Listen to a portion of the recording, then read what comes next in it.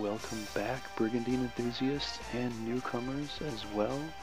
This is Double 77 Trigger here, and I'm bringing you the Battle of Yorsa from the Grand Edition version of Brigandine.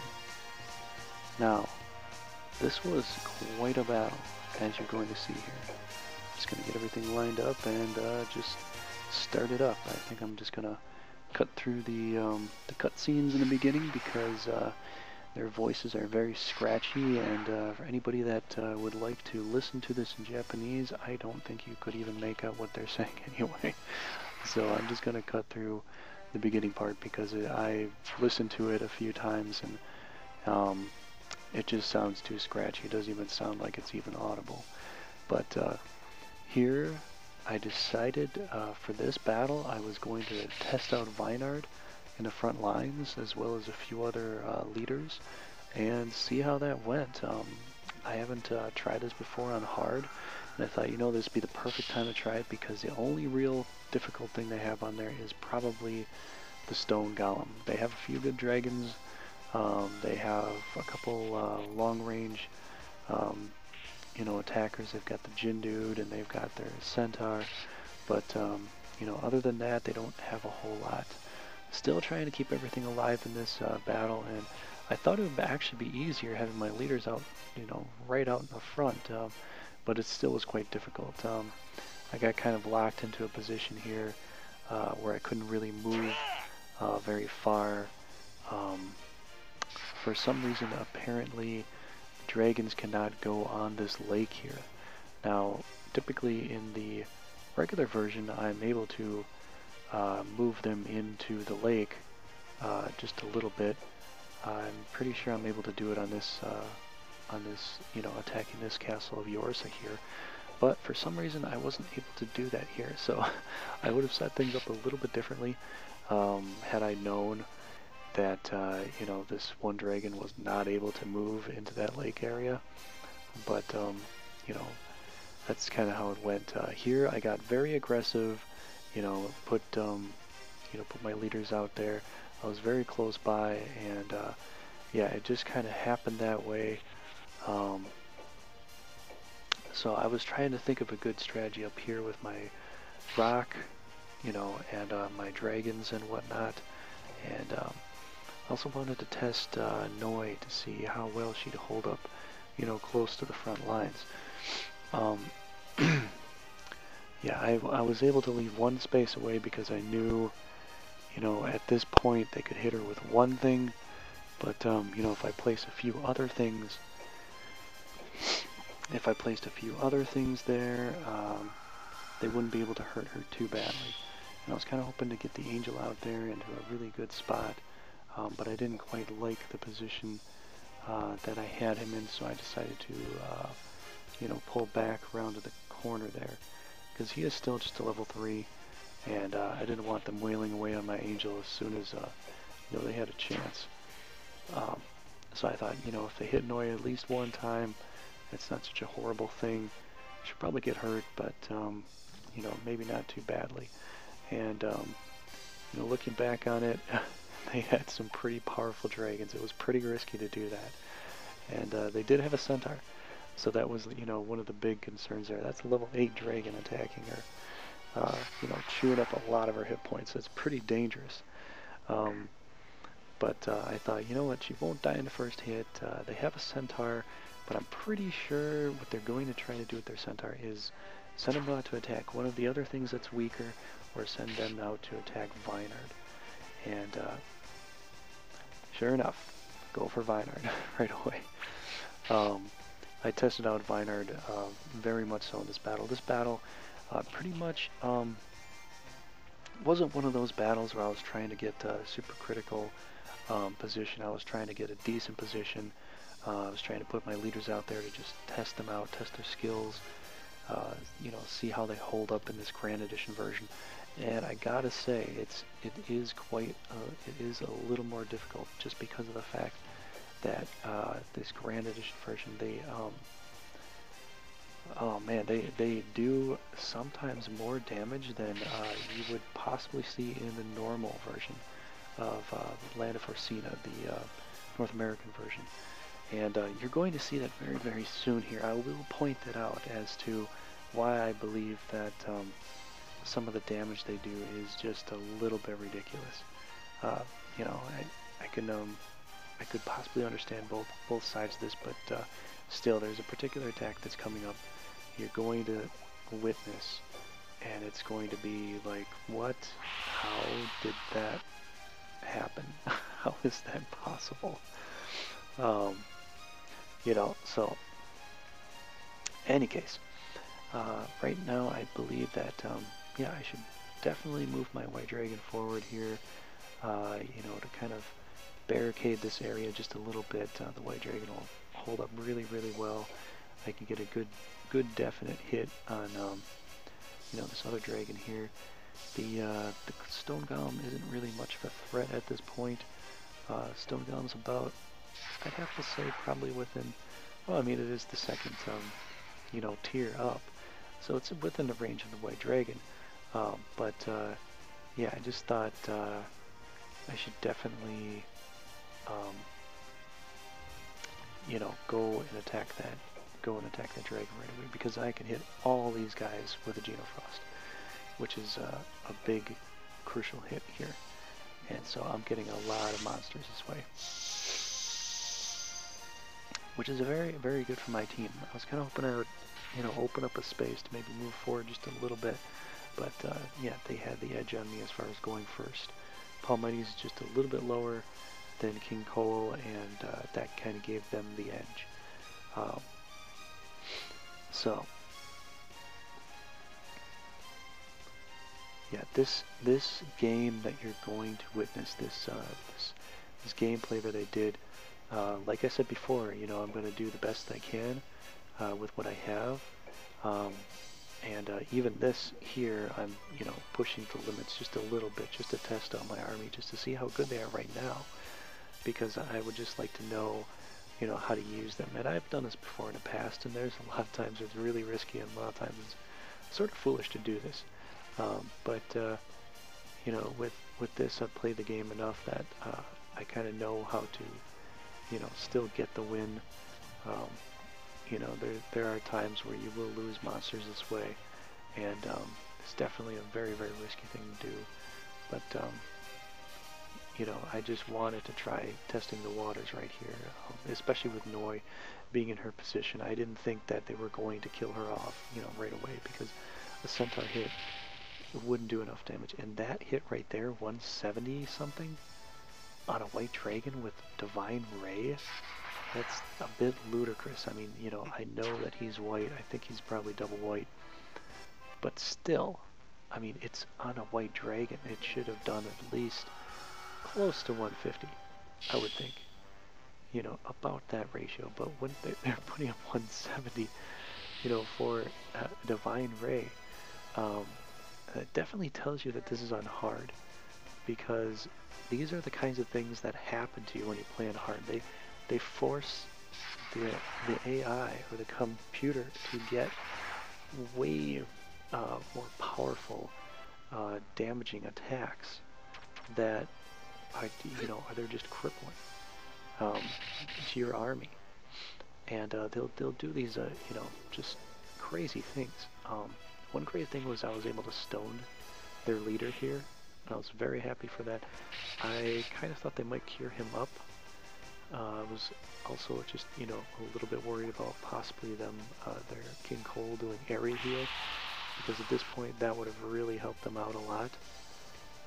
You know, especially with what I'm going to be able to do to them soon here. Kind of just thinning out a few monsters here and there. Not able to really get around there. I didn't even think about the griffin on the top. I'm like, okay, you know, more concerned about this dragon. I'm like, why can he not go in the water? This is a lake, it's not an ocean. He should be able to at least go in the water. And it almost made me contemplate shooting through Noie. But, you know, no, I've got a lot of love for Noie, and I would not do that to her, because, you know, she's probably the, you know, thing that she has with Vine Art is, you know, something that, kind of like a Romeo and Juliet story in a way, but yeah, as far as shooting through her, that's just kind of a no-no. You don't really want to do that. Just trying to move, a few monsters around, and kind of late at night, so I just kind of forgot all about the Griffin being able to do something useful. So I just pulled him back. Kind of worried about my Griffins. Kind of in this mode where I just really want to level them up as high as possible, because when I go into this final fight, I want to take extremely high level Holy Griffins into it, because they're going to be extremely valuable. I've leveled up Griffins up to level 25 in the past. I haven't leveled them up all the way because typically I never have the patience to go through the game and level up all the monsters all the way to level 30. I'm just not that patient. I just like to go through, do some good strategic attacks, battles, keep all my territory, and just keep things rolling. I just like to steamroll through things, and if I'm going to conquer the game again, I'll conquer it again. But I only level up a few things to level 30. Some, a few challenging things I like to level up. Lord Vampires is one of those. Death Needle is another incredibly fun thing to try to level up all the way.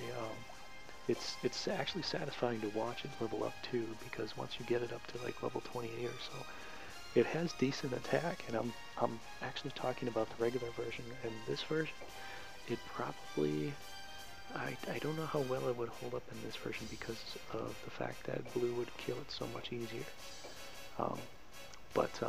It definitely attacking green. I'd have to see how it would work if I were to have a high level Death Needle attack Dinadan. I have no idea what it would be. I haven't tried it yet, but it'd be interesting to find out. I don't know how many scorpions I have right now. I don't know if I'm going to go through the time to level them up. Possibly, not sure. I might actually do it and try it in the final battle against that Snake of Chaos thing. I might actually try that. Maybe if he's poisoned, he'd go down a lot quicker. But I don't know. So this battle was extremely risky, just due to the fact that they're beating down Vinard, they're beating down my White Dragon. They're hurting Noie a lot. I mean, this is like really, really hard to watch, because usually I will practically never set any of my characters or monsters up this way. I usually, especially when I'm playing as Vinard.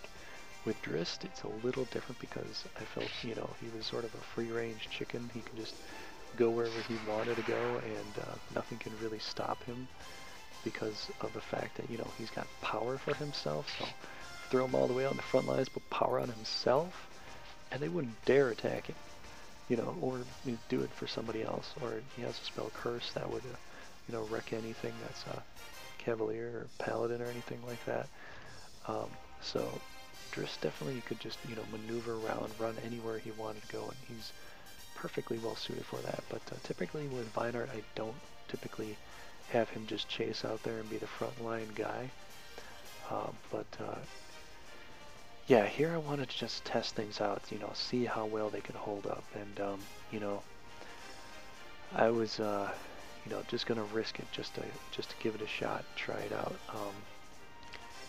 Typically, if this was definitely, and I know, a lot of people like to watch these Brigandine gameplays, and they like to see you doing, amazingly well, and doing all the right types of styles and moves, where you have, the V line formation, and the good lineup of monsters, and you practically just destroy everything.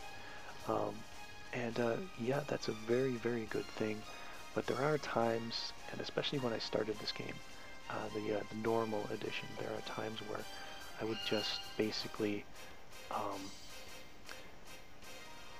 just test out my leaders and monsters and just see how they did, you know, at a very difficult level. You know, I would just make it very grueling for them to survive, just to see how hard it was to survive. And you know, then when it's getting really, really close, where it's like, okay, might not win this one, then I would try to just pull out the win right from there. Um, but with this one here, it went fairly well.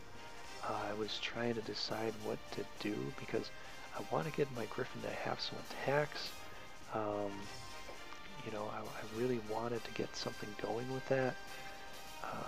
Just you know, he got hurt so badly from the Wyvern, and you know, there wasn't you know, much more for me to do with him, because at this point I'm just saving my heals and cures for the White Dragon and Vinard. That's pretty much what I'm just going for. And since Noie's kind of in the front ground, she might have to heal herself up, you know, depending upon what's going on. I have the Protect spell that I can throw out there on a few characters. But you know, basically once you throw it on one character, then they start attacking all the other ones, you know, more so. So it's kind of spotty as to where to really put it, because a lot of people need it at this point. And I thought, okay, well, you know, my Griffin's okay in the background right at the moment. I don't think that they can do much to it. They might throw a rock at it, they might hit it hard. You know, if I could just kill off this dragon, I might sacrifice that, I might sacrifice the Griffin, but I need to kill off this level 7 dragon because it'll do a lot more damage. You know, if it shoots Acid Breath all the way down on Noie, then the other dragon attacks Noie, and then the Centaur attacks Noie, she'll pretty much be dead at that point. So I need to come up with something, and I was thinking, oh my gosh, I really wish I had my Geno Frost at this point, but I think the Frost spell worked just fine right now. You know, now that I did this, now I can have that Griffin attack and get rid of that thing, and then you know, have my White Dragon, you know, do something here. So, you know, at this point, everything's getting very, very low, you know, close to death. I was thinking about, well, should I heal up the White Dragon or should I heal up the Griffin? Well, I mean, you kind of need to keep the White Dragon alive, honestly, because it's already level 12. Why waste, you know, this thing? Especially if they're doing Divine Ray on it, or they're taking off 170 hit points with Divine Ray. I mean, that's still quite a lot. I have a White Orb. I shouldn't be taking that much damage from Divine Ray. And, you know, I know typically you can do 250 to black monsters, but white, it should do just about an average of like a regular Frost spell, you know, on a normal monster. You know, if people disagree with that, go ahead and, you know, tell me your thoughts in the comments below. That'd be great to hear it. But so far, it seemed a little bit ludicrous. I think that's part of where the AI comes in and says, hey, I'm just going to mess with you and, you know, do this to you, and, oh well, you know, what can you do about it? So I think that's where that comes from. But so far, he's stoned, and unless they, you know, seeing as how they decided to just jet out of there and leave, because so far I'm pretty much, you know, a few monsters are taking a lot of damage and dying pretty easily, and yeah, I was thinking so much about the stone golem up there, and you know, they're and just a whole bunch of other things. I didn't even think about that at all. I was like, oh man, the Jin dude, he was able to get me. Great, now I just lost another one. I don't want to lose any more of these. So there's one Griffin that I have. I'm going to try to get it some kills. I'm going to try to level up as fast as I can so I can level up at least one Holy Griffin. I might actually have a few other teams where I can get another Holy Griffin. So I'm going to try to get 2. Take at least 2 in the final battle, because I know that some of the enemies there are, you know, all black, and if I can get some wing attacks and get some regular attacks, I should be gold. So I'm going to try to do that. I'm going to try to take in some hell dogs and whatever else I can, you know, take in there. Yeah, for here I was just very disappointed with the, you know, with the idea I couldn't swing around my dragon through the water below. But you know, I'll take this for now. So that, you know, that should be just fine. But yeah, they decided to just jettison out of there. Actually, they sort of had kind of a slight advantage in some ways, but in, you know, some other ways they didn't. You know, they weren't really, you know, getting the chance to kill off Vinard too easily, because they still had some heals. You know, they could have really tried to work over my white dragon, but they never even bothered to. You know, pretty much primarily because I've got Vinard there, I've got, you know, leaders there and stuff like that. So, yeah, here's where I'm trying to, you know, level up this Griffin, because I want to get a Holy Griffin as fast as possible. So it can help out my team. Maybe I can level up another one. The one thing in the game that I love are Holy Griffins, just because of the fact that once you level them up high enough, I mean, their attacks are so darn good. It's amazing how good their attacks are. And that's for the normal edition. Now, I hope it's the same exact thing for this version here too. You know, I hope it's the same thing, because their attacks are just incredibly high. And I think that they're very, very close to equaling some of the higher dragons. And, you know, they only cost about 80. So, I don't know. I know that before I had another video where I had Strambata and I believe Zombie Tomb, kind of making a shout out to both of you, that you know, you talked to me about the dragons and you know, what was more powerful. I'm not trying to argue anybody about, you know, what's more powerful with the dragons. I'm just, you know, I have my own ideas as far as what I think is more powerful. And you know, as far as what I know, you know, about the orbs and all that, you know, basically, you know, if you have more orbs than another monster, you know, then both your monster and the enemy monster have the same color. The one with more orbs should do more damage. So that's kind of why I think Salamander is possibly, you know, the most damaging, probably the best dragon in the game. You know, and it could be. I know that the Tiamat, leveled up all the way, would be a good contestant against a Fafnir. That would pretty much be its counterpart, because, you know, the two black and the one blue, and then the two white and the one red would be an excellent battle against each other. I think that the Fafnir would have a slight advantage with the, you know, attack and evasion ratio, just due to its agility points. But that would be a very good one to see. I think that the Salamander would definitely beat the Fafnir. If people want to, you know, debate this below, you know, that's, you know, that'd be okay. I don't mind that. Be interesting to hear. But another thing is, how would the Salamander hold up to a Balmont? Because the thing is, the Balmont has such high agility, it might actually dodge a lot of the Salamander's attacks, but I think the Salamander would have a stronger attack overall. So what do you think would win in the end, you know, versus those two? I think definitely the Salamander would beat the Fafnir, just by fact alone that it has 3 red orbs and the Fafnir has 1. And so those extra red orbs would trump the Fafnir's 1 red orb. So basically be 2 red orbs against nothing. But then again, you also have the 2 white orbs against the red orb, but I don't know. I don't, you know, I don't know if that's going to, you know, benefit it. But that'd be an interesting thing that, you know, if the subscribers that I have and people that just like to watch it, and, you know, maybe you know a thing or two about the game now, you know, just to leave below be a good debate. What would beat what? The salamander, would the salamander win against the Balmont, or would the Balmont win against the salamander?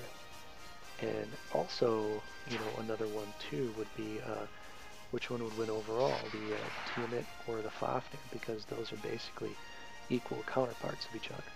And, they have one up on each other as far as orbs of two different colors. The red and the red, blue, the black, and the white. So that'd be interesting to, to have a nice discussion about. But yeah, here in this battle, I did lose the Griffin. The Jin dude surprised me. I was kind of thinking that it might be the Gom that came in. I was trying to figure out who to save, the White Dragon or the Griffin. And also, I wasn't able to move my dragon up, into the nice spot. Usually I will swing them through the water at this battle, but I was not able to do that. Yeah, I was able to get the stoning on him, and at pretty much this point, I'm just in the mood to slaughter all their monsters and just get experience points for that. So I'm going to try to level up Palmides here. This is Palmides, it's not Luentel, because, I know Palmides is pretty much a beast once you level him up pretty far, and, go from there. So this might be my final battle. I think I'm going to do kind of a two-way thing where, the final battle against Noie, I think I'm going to take Palmides and Noie into that battle with a bunch of various monsters. And I think for the Snake of Chaos battle, I'm going to take Dillard and probably Brankin into that battle with Vinard. And Vinard will be in both of them either way. But let me know in the comments what you think about that. I think that's a good idea, a bad idea. I think, I want to try this because I want one, for sure, knight that has a lot of rune power to hold a lot of stuff. And Palmides is kind of like the, the challenge that I'm kind of taking, because he doesn't have as good of rune power as, some of the other knights, but, he's a powerful guy, and I think he might be good in that battle because he might be able to not get hurt as much from the other black characters, since he'll be, he'll have a black orb at that point. But, yeah, so that's pretty much, the gist of things here. At this point, you're just going to basically watch me slaughter the rest of the monsters, because that's what I like to do when I stone the leader. This is probably one of the best ways for you to level up all your stuff. It does take longer, to go through the battle, but in this way you get a lot of free kills, because it's just that way. They can't leave, so why not just kill off everything that they have first and then go? You could save it, I mean, if you really want to keep that type of monster, but for me, the only things I like to capture are the Tiamat and the Lord Vampire. Other than that, I love to kill everything off. So yeah, that's pretty much going to do it for this battle here. So in any case, I hope you enjoyed. If you did, hit that like button. I'd appreciate that a lot. Yeah, if you enjoyed this video, hit the like, subscribe, and favorite, and you will see more. So thank you for watching, and I will talk to you later. Bye.